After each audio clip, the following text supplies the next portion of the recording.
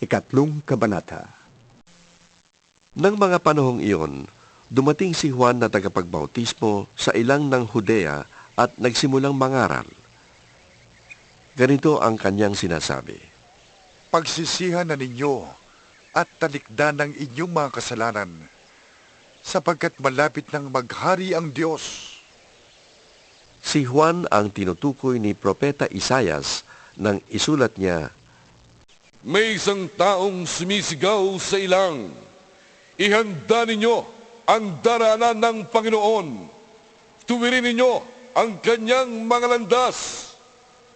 Yari sa balahibo ng kamelyo ang damit ni Juan at balat ng hayop ang kanyang pinakasinturon.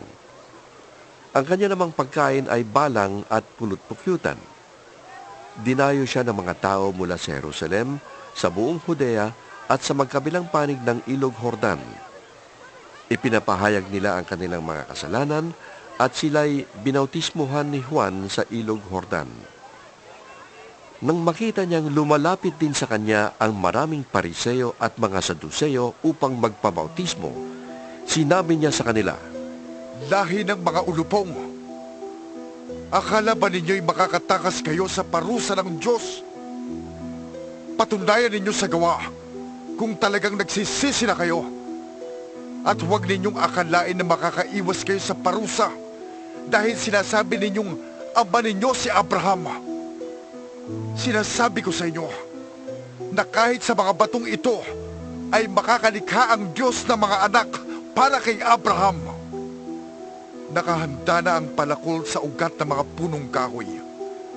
Ang bawat punong hindi mabuti ang bunga ay puputulin at itatapon sa apoy.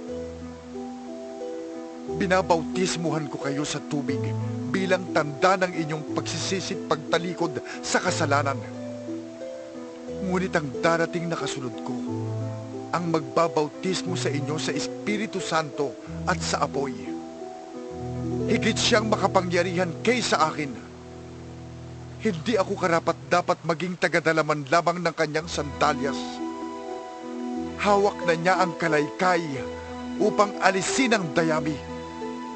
Titipunin niya sa kambalig ang trigo, ngunit ang ipay susunugin sa apoy na di mamamatay kailanman. dumating si Jesus sa Jordan mula sa Galilea upang magpabautismo kay Juan. Tumutol si Juan, Ako po ang dapat magpabautismo sa inyo. Bakit kayo nagpapabautismo sa akin? Sumagot si Jesus, Hayaan mong ito ang mangyari ngayon, sapagkat nararapat nating tuparin ang lahat ng ipinapagawa ng Diyos. kaya't pumayag na rin si Juan. Nang mabautismohan na si Jesus, agad siyang umahon sa tubig. Nabuksan ang langit at nakita ni Jesus ang Espiritu ng Diyos na bumababang parang isang kalapate at dumapo sa kanya. At isang tinig mula sa langit ang nagsabi, Ito ang minamahal kong anak na lubos kong